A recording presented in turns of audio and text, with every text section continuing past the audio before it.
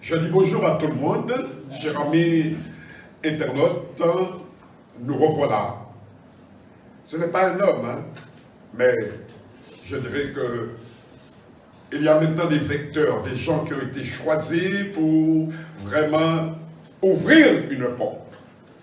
Et c'est vrai, nous continuons le mini-séminaire. Le thème, c'est ouvrir un passage pour le roi de gloire. Et le verset support, le verset clé, c'est le psaume 24, verset 7. Porte, élevez vos rideaux, élevez-vous, porte éternelle, que le roi de gloire fasse son entrée. Amen. Donc, nous avons parlé, nous avons dit, juste un petit rappel, que nous faisions ce séminaire sur en 7 étapes, 7 chapitres. Alors, l'introduction, le chapitre 1, c'est ouvrir un passage pour le roi de gloire. Le chapitre 2, un modèle d'assemblée pour comprendre l'attente du Seigneur, l'église de Philadelphie. Le chapitre 3, conduit par le Seigneur, j'ai été obligé de faire ça en 2 étapes. D'abord, nous avons vu ce qui se passe dans le monde, l'agression de la Russie sur, je dirais, sur l'Ukraine. Mais là encore, nous avons vu que la nuée s'est produite pour avertir. Et la parole maintenant, mes bien-aimés, je vais vous demander de prendre la parole, car vous saurez que tout ce qui se passe dans le monde, mes bien-aimés, est vraiment géré par le Seigneur. Et le Seigneur nous avertit. Vous allez voir un peu Amos 4, verset 5 à 11. Faites vos sacrifices d'action de grâce avec du levain. Proclamez, publiez vos offrandes volontaires, car c'est là ce que vous aimez, enfants d'Israël, dit le Seigneur l'Éternel. Et moi, je vous ai envoyé la famine dans toutes vos villes, le manque de pain dans toutes vos demeures. Malgré cela, vous n'êtes pas revenus à moi, dit l'Éternel. Et moi, je vous ai refusé la pluie, lorsqu'il y avait encore 3 mois jusqu'à la moisson. J'ai fait pleuvoir sur une ville, et je n'ai pas fait pleuvoir sur une autre ville. Un champ a reçu la pluie, et un autre qui ne l'a pas reçu s'est desséché. 2, 3 villes sont allées vers une autre pour boire de l'eau, et elles n'ont point apaisé leur soif. Malgré cela, vous n'êtes pas revenus à moi, dit l'Éternel. Je vous ai frappé par la rouille et par la nielle. Vos nombreux jardins, vos vignes, vos figuiers et vos oliviers ont été dévorés par les sauterelles. Malgré cela, vous n'êtes pas revenus à moi, dit l'Éternel. J'ai envoyé parmi vous la peste comme en Égypte. J'ai tué vos jeunes gens par l'épée et laissé prendre vos chevaux. J'ai fait monter à vos narines l'infection de votre camp. Malgré cela, vous n'êtes pas revenus à moi, dit l'Éternel. Je vous ai bouleversés comme Sodome et Gomorrhe que Dieu détruisit. Et vous avez été comme un tison arraché de l'incendie. Malgré cela, vous n'êtes pas revenus à moi, dit l'Éternel. Amen. Amen. Le Seigneur veut attirer notre attention, surtout par cette étude, alléluia, la nuée. Le Seigneur, il était là avec nous pendant les 40 ans, il était avec nos parents, il les a avertis, il les accompagnait, mais malgré cela. Et le Seigneur m'a parlé surtout pour Israël. Pour Israël. Alléluia. Et nous avons une responsabilité, c'est de ramener Israël. Et c'est pourquoi nous allons parler demain de la droiture. Sion sera sauvé par la droiture, etc. Et tout. Alléluia. Nous-mêmes, nous devons comprendre que Dieu nous parle à travers les circonstances, à travers tous les événements de notre vie, mais malgré cela, eh bien, nous avons un cœur rebelle, nous avons un cœur dur. Donc, chers bien-aimés, le Seigneur maintenant se lève de plus en plus parce que le temps est court, afin d'ouvrir un passage pour le roi de gloire qui se trouve en nous. Dieu demande une vraie conversion, une vraie repentance, un vrai, je dirais, désir de le servir, parce que nous sommes sur la terre pour le servir. Donc, chers bien-aimés, je continue et je dirais l'étude, pourrais-je dire, des choses que vous connaissez peut-être, hein, la nuée à apparaître. Prenez avec moi Exode 13, verset 21, je vais le lire. Exode 13, verset 21. Durant la traversée du désert, l'Éternel allait devant eux le jour dans une colonne de nuée pour les guider dans leur chemin, et la nuit dans une colonne de feu pour les éclairer afin qu'ils marchassent jour et nuit. Amen. Alors, la nuée, elle est très importante, hein, parce que c'est la présence de Dieu, chers bien-aimés. Dans Luc 21, verset 27, il est écrit, « Alors on verra le Fils de l'homme venant sur une nuée, avec puissance et une grande gloire. » Donc la nuée va encore apparaître lorsque nous serons prêts pour l'enlèvement, les bien-aimés. Alléluia. Chers bien-aimés, pour que nous puissions vraiment prendre conscience de la réalité de ce phénomène, nous avons vu que, alléluia, nous avons vu, chers bien-aimés, que le phénomène, l'avertissement pour la Russie a été très clair. Les méchants, tous ceux qui se lèvent, eh bien, ils ne pourront pas avoir la victoire. Leurs générations même peuvent être atteintes, chers bien-aimés.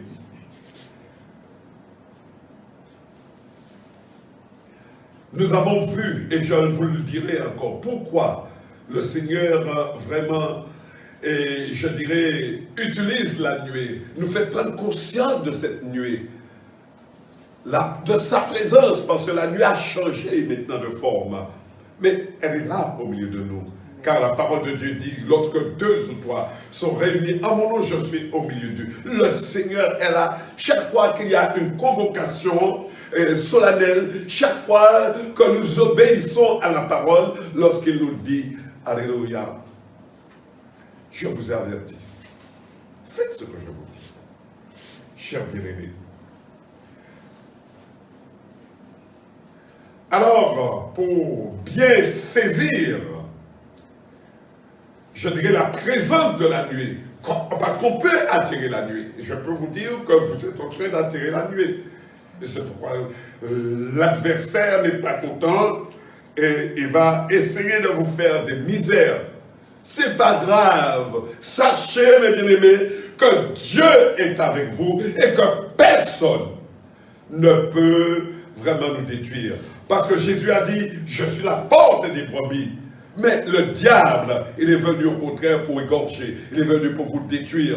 Mais croyez que je suis avec moi. Vous n'avez pas besoin d'avoir de peur. Il est écrit, je suis la lumière du monde. Celui qui me suit ne s'égarera jamais. Alléluia. Donc, qu'allez faire? Il y aura des combats. Jésus a eu des combats. Vous ne pouvez pas marcher autrement que Jésus. Vous aurez des épreuves. Mais Jésus a vécu les épreuves. Tout ce que je peux vous demander maintenant, chers bien-aimés, qui voulez suivre le Seigneur, qui voulez servir le Seigneur, prenez courage. Jésus a dit, j'ai vécu le monde et vous vaincrez aussi. Amen. Alléluia. Donc, chers bien-aimés, je vais employer des termes que je ne peux pas vraiment expliquer maintenant. On verra ça dans une autre entrevue. Hein. Alléluia. Le Seigneur nous dit, ramenez la gloire. Ramenez. Alléluia. Ramenez la Shekinah. Ramenez la Shekinah, la nuée au milieu du peuple.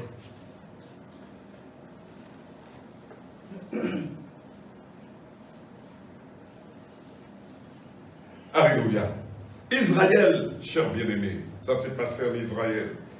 Israël, alléluia, était différent des autres peuples au milieu des enfants.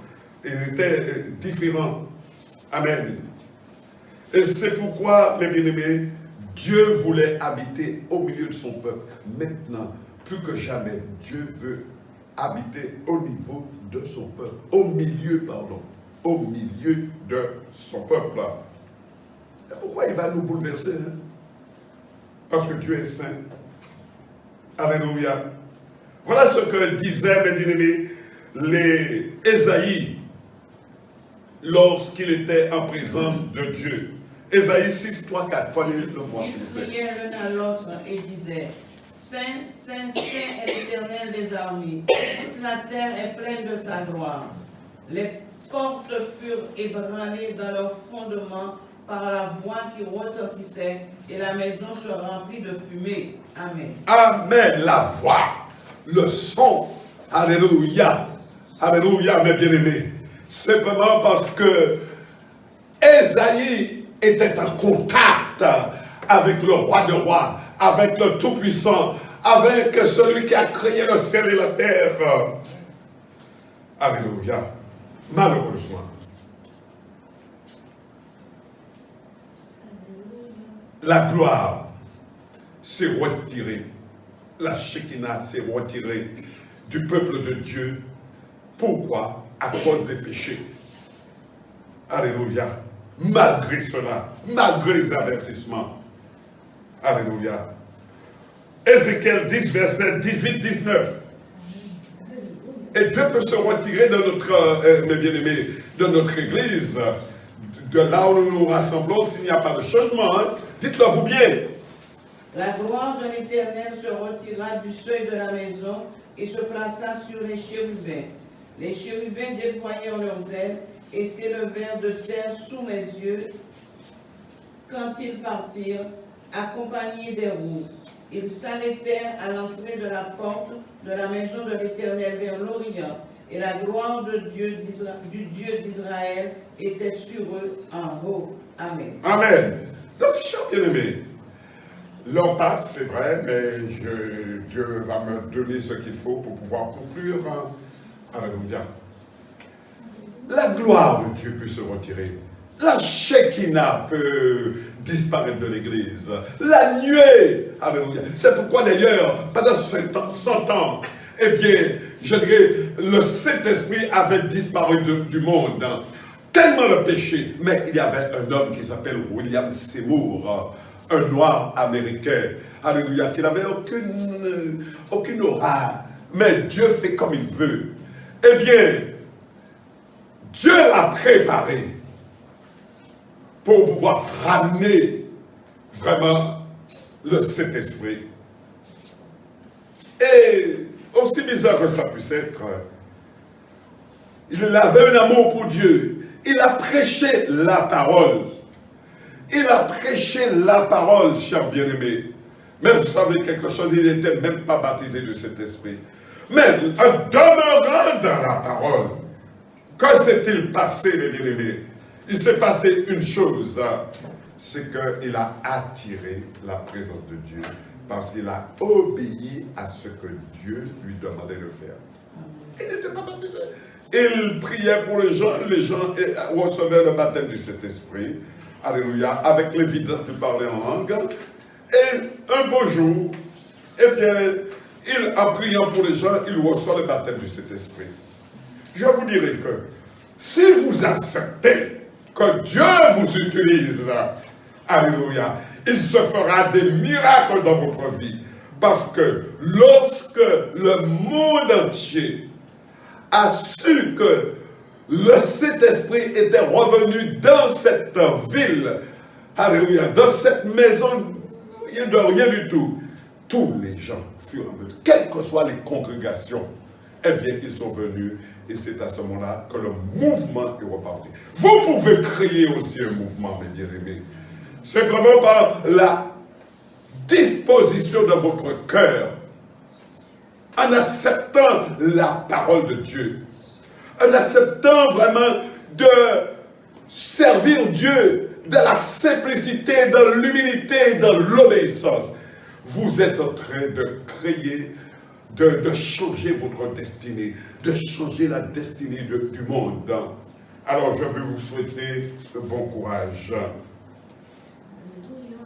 Chers bien-aimés, nous allons terminer par la similitude avec nos premiers parents dans le jardin d'Éden, dans la présence de Dieu. C'est le même phénomène. Le même phénomène. Genèse 3, verset 24. Genèse 3, 24. C'est ainsi qu'il chassa Adam et mit à l'orient du jardin d'Éden les chérubins qui agitent une épée flamboyante pour garder le chemin de l'arbre de vie. Amen. Dès que nous avons péché, dès que nous ne voulons pas, mes bien-aimés, nous repentir, dès que nous refusons de nous convertir totalement, il n'y a pas de 50%, il n'y a pas de 70%, c'est simplement 100%.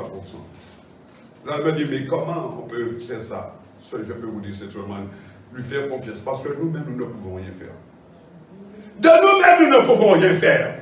Mais si nous avons dit, Seigneur, me voici. Comme David, le psalmiste, me voici, Seigneur.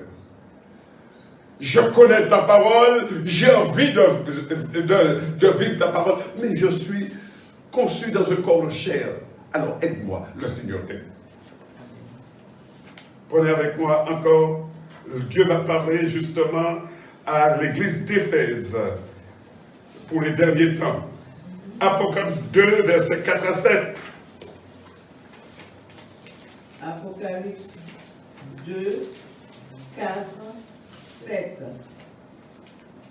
Mais ce que j'ai contre toi, c'est que tu as abandonné ton premier amour. Souviens-toi donc d'où tu es tombé, repens-toi et pratique tes premières œuvres, sinon je viendrai à toi et j'ôterai ton chandelier de sa place, à moins que tu ne te repentes. Tu as pourtant ceci, c'est que tu hais les œuvres des Nicolaïtes, œuvres que je hais aussi. Que celui qui a des oreilles entende ce que l'Esprit dit aux églises. À celui qui vaincra, je donnerai à manger de l'arbre de vie qui est dans le paradis de Dieu. Amen. Amen. Et chers bien-aimés, le temps avance. Et simplement, je vous dis une chose, sachez que dès la chute de l'homme, Dieu avait un plan pour le relever. Amen. Et moi, j'ai été relevé, j'ai pu voir la gloire de Dieu à cause de ça. À cause du voile qui a été déchiré. À cause de Jésus qui a obéi à Dieu pour offrir son sang. Parce que sans effusion de sang, il n'y a pas de pardon. Je terminerai en vous disant ceci. Hébreux 10, versets 19 à 22. Hébreux 10, 19, 22.